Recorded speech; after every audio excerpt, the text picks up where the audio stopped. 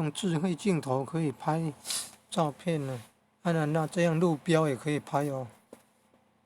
到外国开放的话，你看拍那个路标，然后用智慧镜头，然后来按文字，然后来按聆听。还可以翻译哦。越南文要翻译成英文哦。按聆听。My mother is Berry, sacred love to recite Buddha's name. Household mother. 观世音菩萨呢？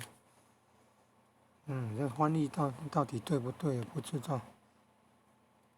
再按一次。图片呢？好，按这一张。怎么变这样了？译文哦，我不是要译文，要原文就好了。有人念哦，越南